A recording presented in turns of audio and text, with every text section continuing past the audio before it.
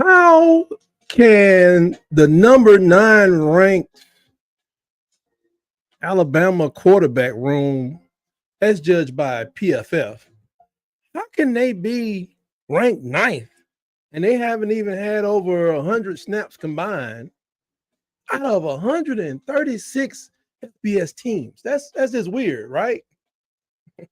Not really. We are talking about the Crimson Tide. Come on.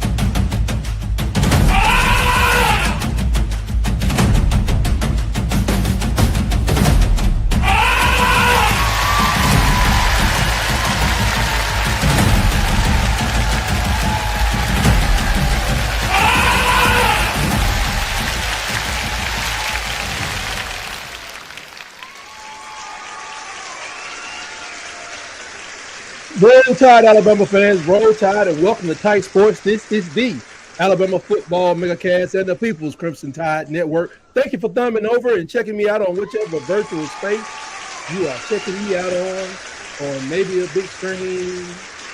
Hope you got good eyesight. Maybe a small screen. Thank you for coming on over.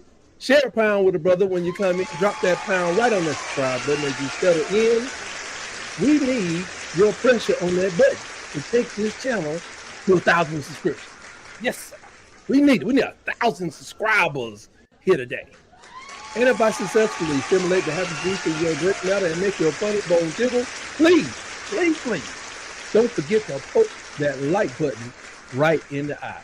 Folks, it's getting crazy, it's getting wild, we're getting closer to kickoff time. There's a lot of stuff in the air. I just want to share something with you. Before I do, I got to share something with you. A few notes about the Alabama Crimson Tide, not the football team, before we get started. The men's SEC basketball schedule is out. And let's see, Alabama's going to be playing those Wildcats, Kentucky Wildcats, on the January 3rd. Woo, that gets you ready for SEC play. Those guys are going to be good this year. And then the Alabama will face the Plain Men on February 7th in Lee County, Alabama. Yeah, going to play them. And then the Plain Men come up to Coleman on March the 7th for their a standard defeat is what we try to give them. Cut those applause off. I'm trying to work my way around the buttons in the system, but hey, if you don't clap and cheer for yourself, who will? Anyway, then the National Championship Florida Swamp Lizards host the Tide on January 31st. That's a game that means much more this year than it did last year. It's a good test going into SEC tournament.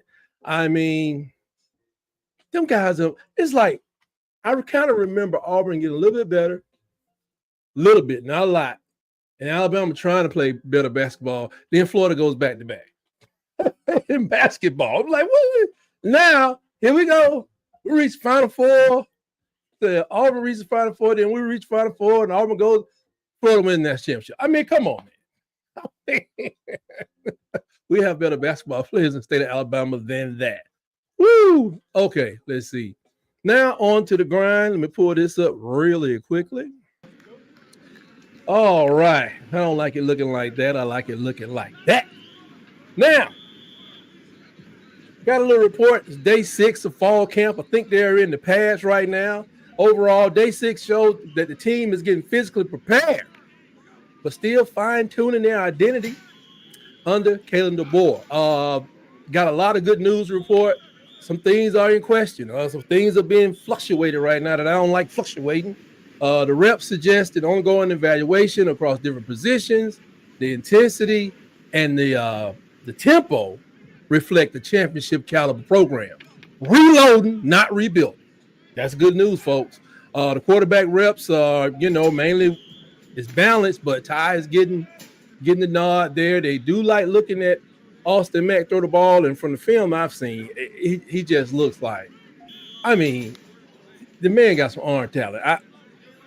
You just can't let that go to waste. So that's you can't let it go to waste. It's a hard decision to make, but Ty has the upper hand right now. And don't forget, many people don't remember, he is a former 5-star quarterback coming out of high school, which means that he did show up on campus with a certain set of skills.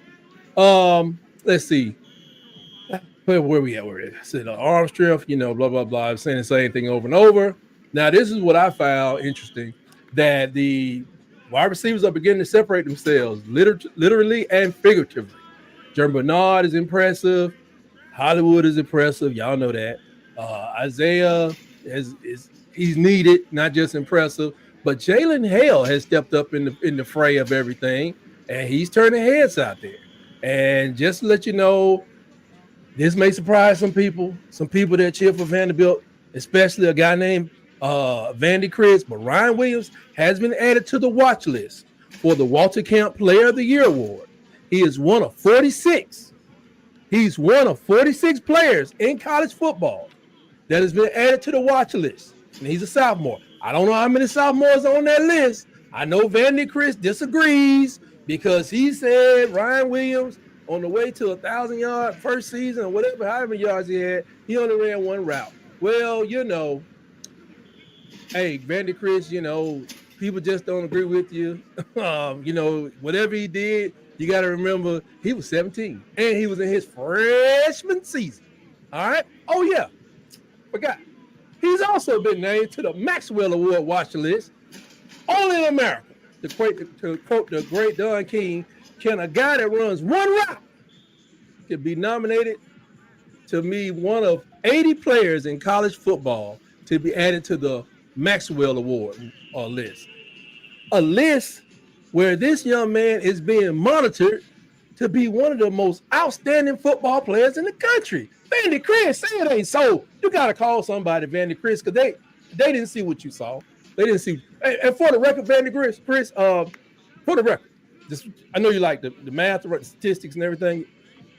There are 81,000 people estimated playing college football this year. So maybe you can let them know what routes, the other people need to be running so they'll look better than our 18-year-old. Moving forward, Vandy Chris. Alabama offensive line rotations is not showing instability, but they're experimenting, folks. You got Caden Proctor, and I think Wilkin Formby is okay, but they are playing with the doggone guards. Yeah, there's a battle going on. It's an intense battle. They're shifting people around. Kopalovic, I know they're doing this, I think, for depth, and it makes sense. When people take 3 games off of this thing where they shoot a wire through your ankle and the knee gets to doing this and your shoulder I get it. But I just want to wish Gino Vandermark, Jaden Roberts, Cam Deboer, who I saw as number 1 freshman, Michael Carroll, and others who are battling for those two spots. I mean, may the best gentleman win. Well, let me rephrase that. May the best gentleman with the mean streak of a rattlesnake trapped in a shaking bucket, may that person win. That's who I want out there. We get in right. Jermaine Mills, thank you for joining us today, man. Roll Tide to you. Thank you for falling on through. The defensive front 7 is showing signs of elite cohesion. Tim Keenan, Jay Smith, the likely Keon Keeley, Rusaw's doing his thing, Campbell, people flashing all over the place. And it's just the energy and pursuit that the team is just showing. It is that actual swarm identity that Caden Womack started instilling last year. It's forming into place. It's scaring people. Not to mention the secondary. Damani Jackson is a leader back there for the guys in the secondary, and they got a lot of people. I heard Coach Womack say something about during the Tennessee game. He said, we had so many injuries. He said we only put 6 people back there. But I was like, six, like 4-2-5. 4-2-5. Those 5, he played 6 the whole game. He only had 6 the whole game. That may hurt you against somebody like Nico last year. But this year won't be the case. I know he got to be rotating. He got to be rotating a 9, if not 10. Yeah, I would say 10 with Justice Hill. They're gonna be nasty, folks. And if everybody can get in and do what they're supposed to do, like don't get hit with the big plays. If you're going to arrest somebody, don't go to be a Red Morgan is still there, for Christ's sakes. He made some plays early, he fell off at the end, but he's a better player now. It's a lot of people back there. Cam Calhoun and Keon Saab, and man, these people talking about Bray Hubbard is like one of the best safeties Alabama's had since Minka Fitzpatrick. I ain't saying that. It's what the experts, the people who get paid to do this stuff, they talking about him. They back there. I'm looking for big things. Roll Tide to you, Latoya Billingsley. Roll Tide to you. Welcome to the program. Yeah, let's see. The secondary, let's see. They said Damani Jackson is just a cerebral, vocal leader in the back end. And they still got a competition going on with Xavier Brown, started as freshman, and others. They're trying to get that spot. The thing is, I think you'll have to have at least 3 elite corners back there all times, if not 4. Because that 4-2-5 can become a dime real quickly, depending on who you're playing. So that's something. Special team is kind of. I worry about special teams, folks, because kicking field goals, I just can't go out there and do it. And getting the punts off, catching the punts, having the guts to run the punts down. If they want somebody even to catch the ball, and I ain't doing that. Because see, I'm the kind of dude on the other end. I'm gonna hit this dude. I'm gonna hit this dude because he's 50. He's 50 years old. He on the field. I'm about to catch this flag. I'm gonna hit him. So that's why I would be out there. They said Ryan Williams is supposed to be back there at punt return. I don't like that. But That's because he's a courageous young guy. I wouldn't risk it. I like to see a Brooks getting some of that. He's a freshman. I know he's been dinged up. We're gonna stretch out our hands and hope that he and whoever else is banged up out there get recover real fast. They say he just got a little dinged up, but nothing's gonna be long term. But Alabama football is returned. It's poised to return to success. But there are really two things that define that toughness. The toughness in that task. Like, can we get over these main two things?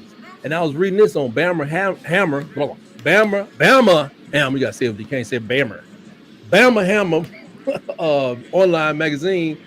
It says it's not whether we got the talent or whether we can execute, because they can execute, get it down. It's a couple things that may slow down our rise back to the top. Critical, if we can. The first challenge is always that SEC gauntlet. Oklahoma's on our schedule. That's going to make things tough. Then we got LSU and Tennessee.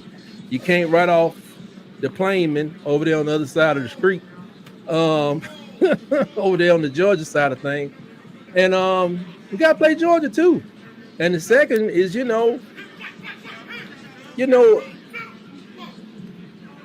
we can say that Nick Saban left his juggernaut, right? But being the brain of that juggernaut, you got to get in there and figure out where everything is. And and Caleb Deboer had to shape it for him. And, to get it back to an elite standard. But I just think we're positioned to be an elite team, to have success. And the obstacles that we face is not talent or effort, it's structural, it's transitional. And it is because of how great Saban was. How do you push a team like that? So, and when we talk about critical domination, it's based on what Saban has done, to set that tone. And what would it take to repeat that? Like, what would it take for somebody, 20 years, I don't care what school, what does it take to win 6 championships in that time period? You know what I'm saying? Is it okay in this time period? Is it okay to get to the playoffs every year and maybe win a championship every 5 seasons, as long as you make it the playoffs? The year they don't make the playoffs, everybody just have a heart attack or something? Or what if his man takes this elite team, this elite talent, that great effort, that fantastic fan base, and what if he goes to the playoffs every year and he wins a championship every 2.5 seasons? Is it possible? Nobody was supposed to do better than Bear Bryant ever. That's not. In the era that Bear played in, coached in, you just can't do that now. But this is the University of Alabama. We kind of been known to do the incredible. But despite those obstacles, Alabama is boasting one of the top-tier roster, high-end coaching structure. That's another thing too. Can the program recruit not only the players, keep that top talent? Like, if, God forbid, but when Ryan Grubb leaves, what's he gonna do? Stick Slick Sheridan back in there? I'm gonna tell you that's going to turn out to be just tragic. I mean, if it's 5 years from now, maybe he'll do better. If it's 2 years from now, and then we're going back to 9-win season, Jack. I'm here to tell you. I'll be betting the under if that man becomes offensive coordinator again within the next 4 seasons. They got to fire somebody. That was one of the talents that Saban had. Everybody wanted to come in there and take themselves to another level, and he was able to hire the best of the best. And he even had some people on the sideline that was just trying to get themselves back together so they can get back out there. So right now, the recruiting pipeline, of course, is looking fantastic. And he's showing tactical adaptability. You know what I'm saying, and leadership. Not just maintenance. Like, oh yeah, Milroe left. We can go find another Milroe. He's not just trying to replace what Saban has done. He's evolving his team. I think that's the special feeling that the players have. That's why no scholarship players left. That's why, they're still there through the spring. I think everybody has this sense. They feel this impending joy, that this anticipation that we're going to just blow the doors off of the league this year, the college football. I really think a lot of people guys losing to Georgia. I think that is an iffy game. But what if you go and beat Georgia the way you could have beat them last year, but you don't let them come back in the fourth quarter? What if you go in there and beat Georgia by 12, 13? If that happens, what is everybody else going to be thinking? So, Deboer may find lightning in the bottle, and he just may fall in line with what the Saban era way, and like I said, just do better at it. Maybe it's all built up to the point where he just got it. Because one thing we can say is I'm gonna say this: he is the GOAT. He won at LSU. Go look at them records at LSU.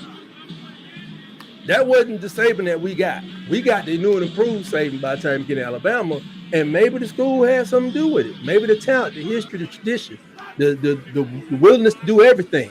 He was at Michigan State. We didn't see that Saban.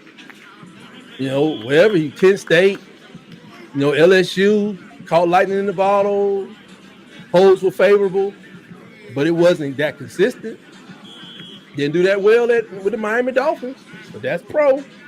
Came to Alabama, 1, 2, 3, won a championship in 3 years. And a lot of coaches say they become different people after they age 50. It just changes. Sarkisian said the same thing.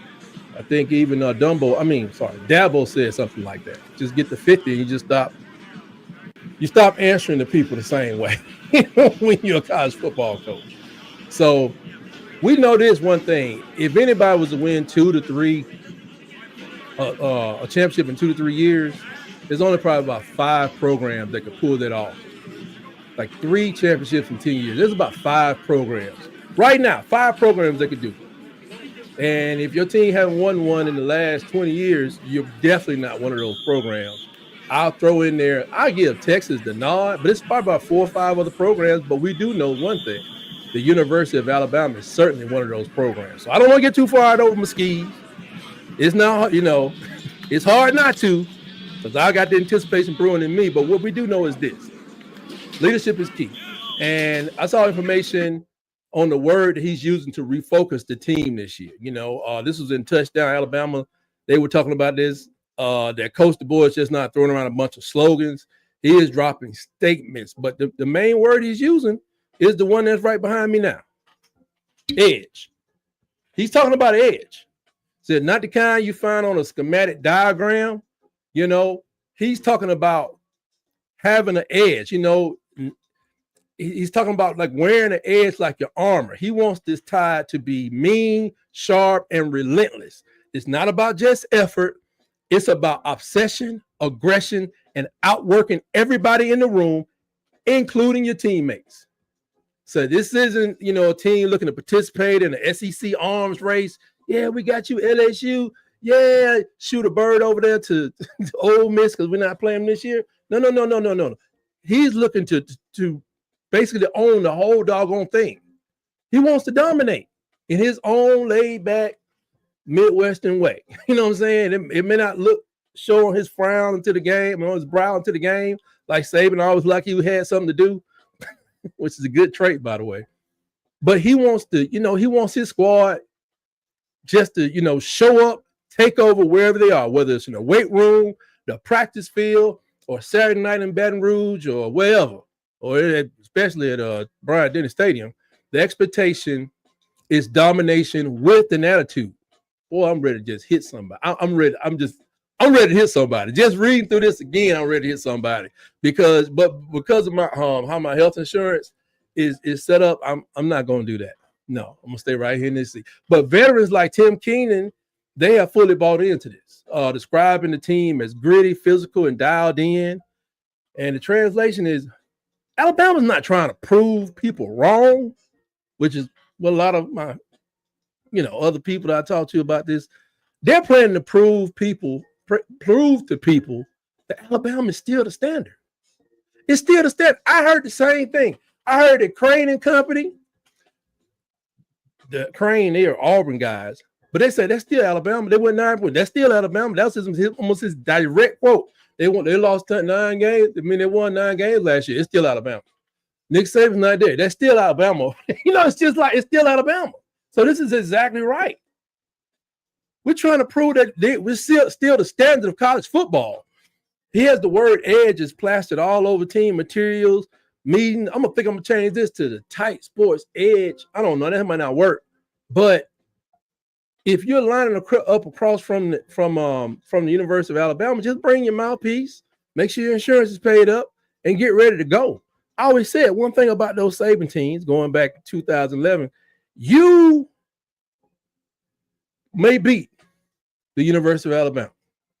I bet you don't win next week. That's the telltale sign of Alabama being what Alabama's supposed to be. If Georgia beats the University of Alabama, next week they lose. Racket.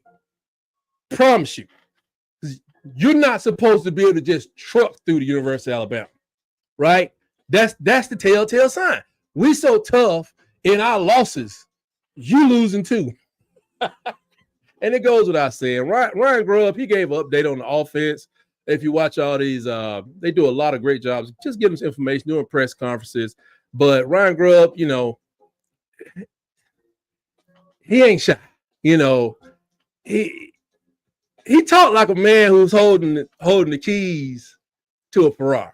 Okay, it's like he got a Ferrari, and he ain't promising nobody fireworks. But the offense seems to be revving louder and louder at every practice. Precision, tempo, swagger. That's why they keep messing with their offensive line, because he want them dudes hungry. He want whoever they're hungry. When they get their shot, they're going to still be hungry when they get on that field. I like it. He praised the three quarterbacks. We know you got to do that. If you got to praise the three quarterbacks. But like I said, PFF, Pro Football Focus, they have us ranked as having the 9th best quarterback room. And I completely agree with it. I went through it on Tuesday. I won't do it again right here. But with no playing experience, that's pretty good. I expect at least to be in top 25. But 9th out of 136 teams, I don't know if that's the right number. Last year, I could have sworn it was 133. But people move around. What up till you get musty? What up to you, man?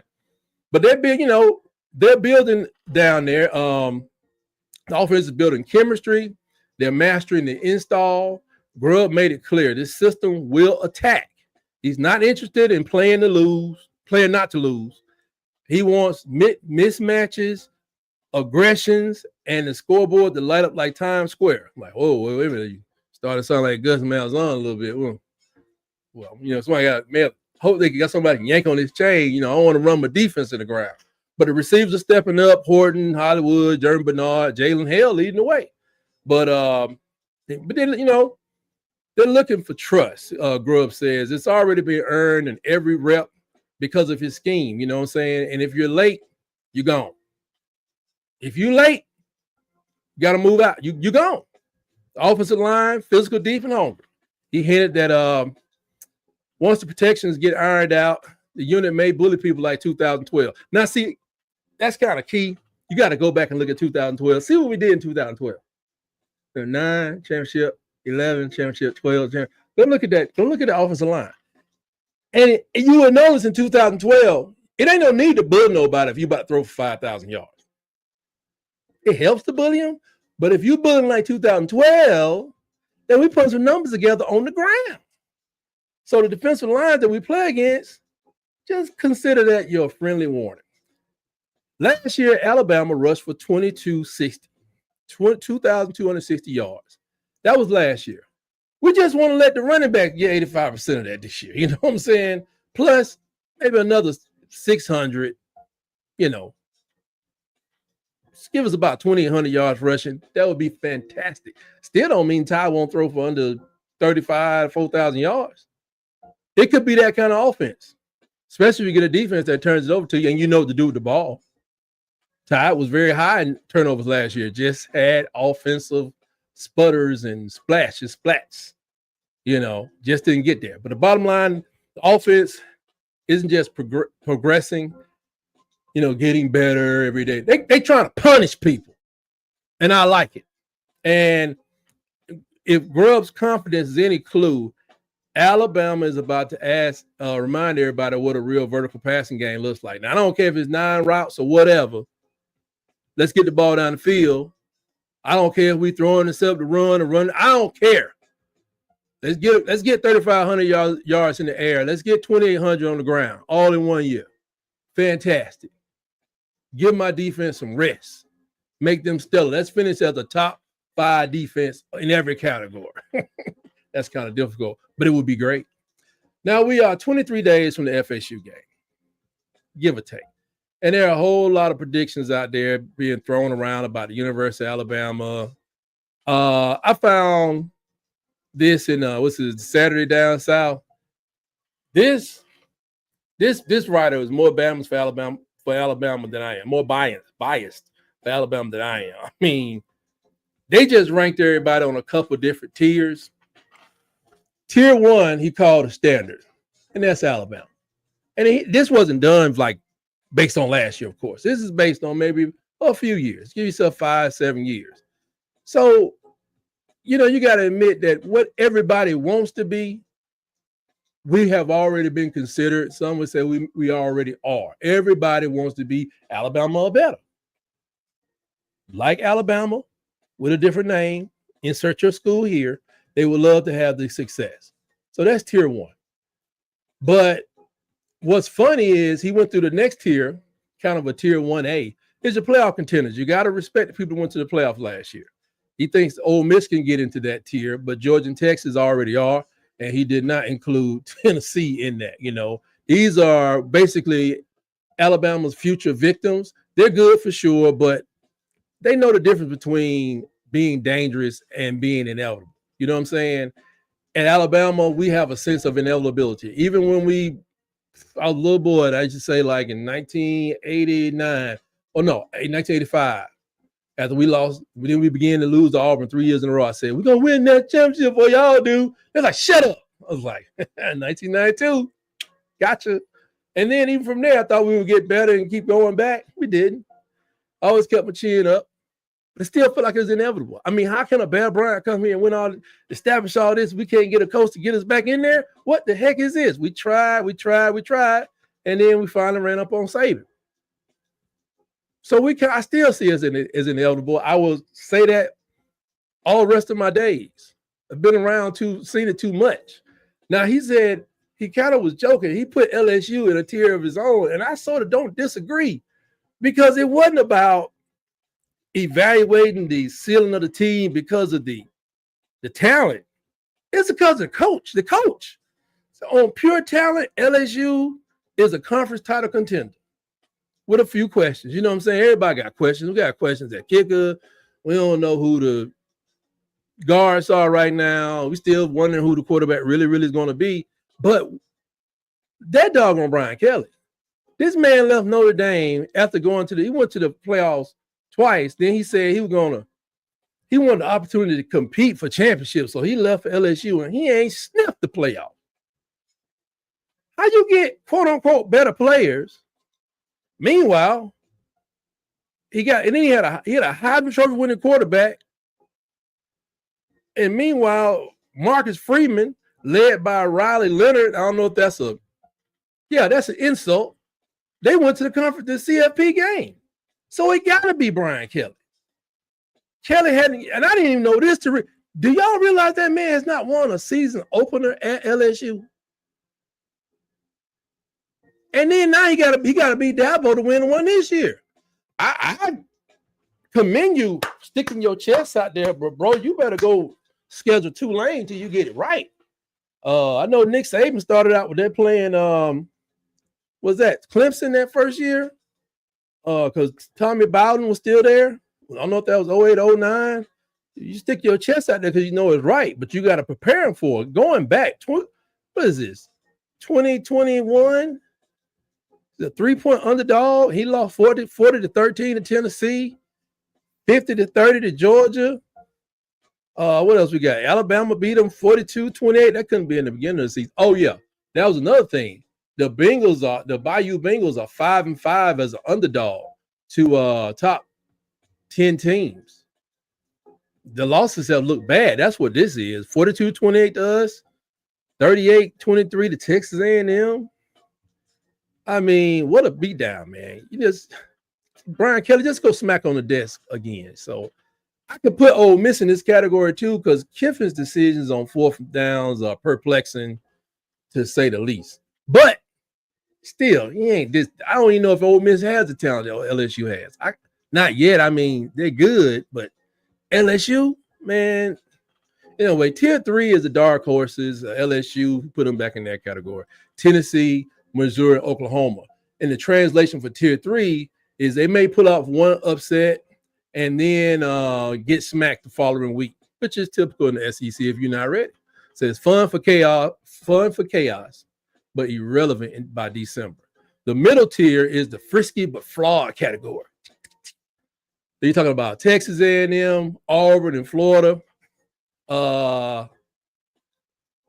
He called these people, we think we matter, but we don't club. That's cold-blooded, man. I'm just gonna quote this came from Saturday Down South. And like I said, I think this guy is a true Alabama homer. But these teams, they flash potential annually for the seasons, after the seasons. But after they collapse, here comes the coaching excuses and the message board meltdowns. Do people actually still do message boards? I have not. I don't do the message boards. I go get my stuff from. I don't do message board, but I have seen people melt down on the radio shows and all that stuff. But the bottom, at this point, Vandy Chris, you want to go ahead and just check out. You don't. If you started this video, thank you for watching, but you probably will turn it off. At the bottom, let's see, 5, 4, 3, 2, 1. Is that Vandy Chris calling? No. So at the bottom of this is Mississippi State and Vandy. Now I know Nick ain't gonna like that. He ain't gonna like that. He says, he got this just try to be competitive tier. This is the just try to be competitive tier. Now Nick got Mississippi State going to a bowl game, so that's at least 6 wins. And they put it off. I gotta do 50 push-ups, but these are programs that are still bringing folding chairs to a heavyweight fight because that's the kind of help they need because of the people they play. That's why I just don't believe that Mississippi State is going to go from 2 wins to 6 wins. I don't think Vandy with Pavia there belongs to be in this category, but I didn't write this article. I'm just reporting the things I've seen. The article is written across, aggregate seasons. So the biggest takeaway of this article is that Alabama is still the SEC's North Star. Huh? If you don't know what North Star is, go look it up. And everyone else is just orbiting around with a telescope and a prayer. Because Alabama didn't win that championship the last 2 years. Neither did anybody else in the SEC. Georgia would be the person that would probably be close to the North Star, but Georgia got issues. They just do. The consistency is not there. They could have taken the reign and run with it, but are they running with it? Was it just a quarterback injury? We'll see this year.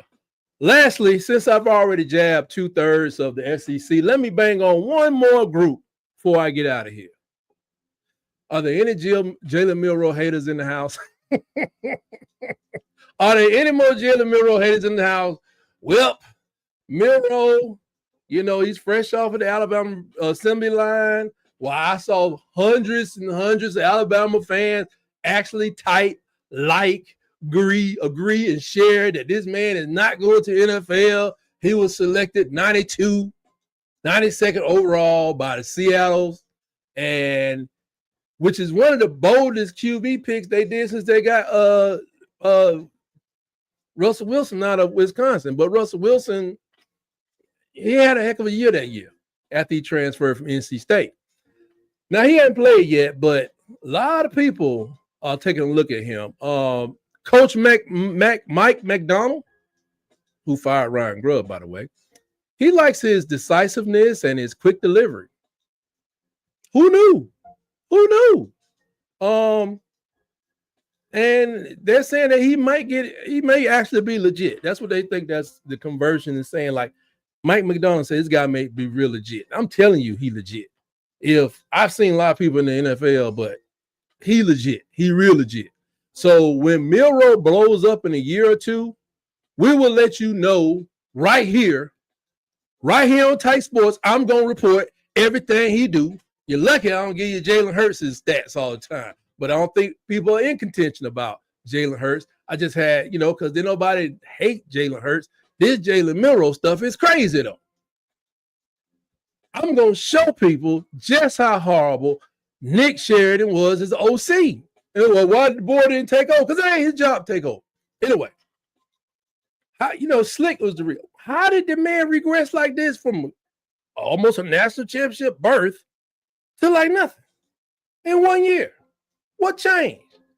Offensive coordinator continuity. Everybody thought Tommy Reese was horrible. This guy has not getting enough heat. But on Tight Sports, he's still going to get heat for what he did last year. Oklahoma, I think that was a defensive issue. I get Vanderbilt. The Vanderbilt game, I said it was a defensive issue. We had defensive issues in the Tennessee game, but the offense was putrid, in my opinion. Whew. So anyway, Milroe is currently the third string quarterback behind nobody really. Sam Donald, who's had his chance, and Drew Lock, who nobody trying to give Drew Lock no real playing time. But they said Jalen Milroe is expected to haul the preseason spotlight. If he flashes, even half of the hype. I mean, Seattle fans may say, hey, man, forget all this Sam Donald sitting there waiting to get his head knocked off. Put this man in there. And during the rookie camp, Russell Wilson was appointed as Jalen Milroe's rookie camp mentor. And so he basically gave him he autographed his jersey for him, and he said, he wrote to Jalen, he said, be great, God first, So Russell was asked about him, and he said he's going to be a star in the NFL. That's how Russell Wilson feels. Maybe he was just pulling his leg or laughing under his breath, but, Russell's just not that kind of person. He is a real inspirational guy. I can see him, doing big inspirational, motivational talks all over the country for millions and millions of dollars. You ain't getting it free. You're not gonna see his wife and him in there for less than $100. But I can see him being a great motivational speaker, standing right next to Tony Robbins and Les Brown and the rest of them. So I'll be watching his progress, and that's it from the fastest growing show on YouTube that I know about. I'm about to get out of here. Don't forget to give a brother a pound and drop it right there on that subscribe button. Hit that notification bell so you'll know when I drop another video. I got a video coming out tomorrow morning at 5:30 a.m. Eastern. So you want to check it out. I think it's one of his transfers again. I think this time this goes to Arkel Angwam, who's out there battling for a position as well himself on the offensive line. Check that out. Tell your friends to find me on YouTube and Facebook, Tight Sports, and sometimes out there on the Badlands of Twitter, known as X. Shout out to the Sharp Shooters podcast, Kangaroo Black, Bama Moore, The Long One with Piano Man, Rags and Fitness. Roll Tide to all y'all. Thank you for making Alabama great. Always. Peace to the brothers of Albert Attic, Water Cooler Podcast, Bubba the Old Man. It's SC season with my main man Ted. Dustin at the Up Tempo Podcast. Dustin is great news. And Vandy Chris, who I kid with every once in a while, at the Golden Broom Podcast. And the Huggy Beard himself. Try to check those guys out when you get a chance. Subscribe to their channels. They are a fine group of Crimson Tide hating and doubting America. Fine group. With that, we'll see you next week, Tuesday at 7 p.m. Right here around the herd. And first we'll follow up on Thursday at 5 p.m. with I'm about to get in the car right now and go pick my son up for football practice. JV's schedule is out. I'm not doing this show at midnight. I may have to just go and record at 3 p.m. I don't know. I just want to get it out there. There's so much information coming in fast and furious. But next week, on Tuesday, we're going to talk about the Florida State cinnamon roll. So make sure you are here. I would love to get your thoughts on what we're going to do against the Florida State cinnamon roll. Anyway, we'll see y'all next time right here on Around the Herd. And always remember, roll tide.